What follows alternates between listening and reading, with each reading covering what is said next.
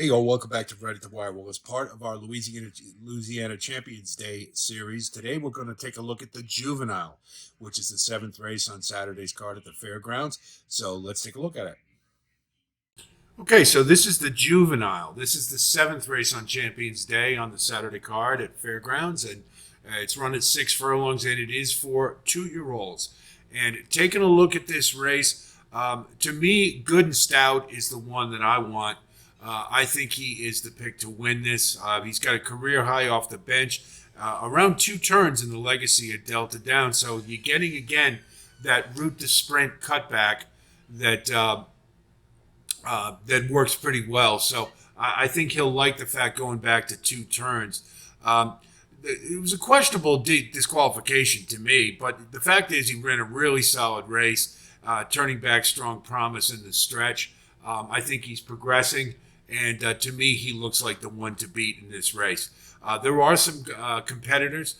El Dinero has been a factor in all his races with incremental improvement in each of them.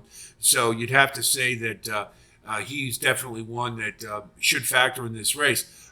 He's had some pace to run to, I think would help his cause, of course, but I don't think he's going to get it.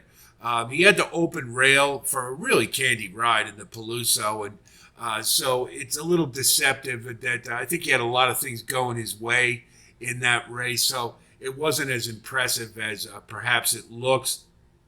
I think under's more likely for him, but he's certainly one of the better 2-year-olds of the state breds and certainly one you have to consider. Stovall had a front-running third on a closer favoring track in the Peluso, and he's been improving steadily, so another jump I think gives him a chance. He probably will be the only speed. He's going to get a little challenge from him for Carlos, but I think he'll put him away pretty good. So I think Stovall has enough in the tank to hang on in this race. Not necessarily a win candidate, though. Just spitting aces is pretty logical with steady improvement with his best effort the last in the Lafitte, but he really hasn't faced a whole lot and comparatively to the others. So that's really the only knock I have against this one. He's certainly been beaten up on softer fields. So let's see how he does when he steps up here. But I think Good and Stout, to me, looks like much more formidable. And I think is a good bet. We get him at 4-1. We're going to like it. Just a note about Strong Promise.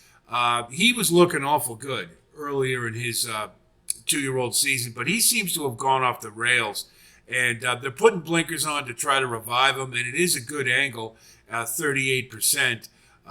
It almost has to feel like the others are just catching up to him. I don't know. But the last two, you just can't be too excited about his chances in here after 2 pretty dull, unimpressive performances. So I'm going to let him beat me here. At 3-1, that's just way too short for a horse. It looks like he's all form. And then we're going to throw in Sounds Like Power. I mean, I think that he'll be coming from off the pace and has the potential to clunk up and maybe get a second or third. But I don't look at him to be a realistic win candidate.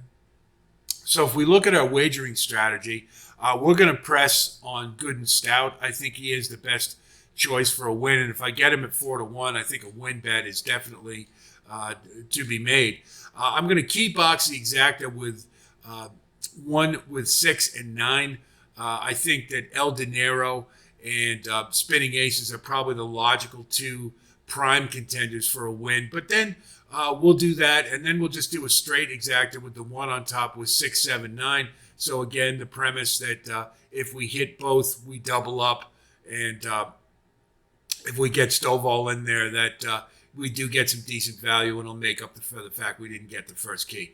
Then we'll trifecta. We'll do 1 with 6, 9, with 3, 6, 7, 9. And then, because I think El Dinero is the most logical to finish in the money. And, if he doesn't win, I think he'll definitely finish second or third. So let's back key him. And we'll go 1 on top with 6, 9, with 3, 6, 7, 9. With the back key.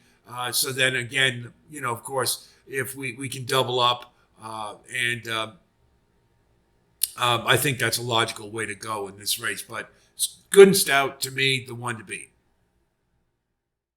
So that's the juvenile. It looks like, to me, Good and Stout's race to lose, but there are a couple of worthy competitors, and it should make for a pretty good race, I think.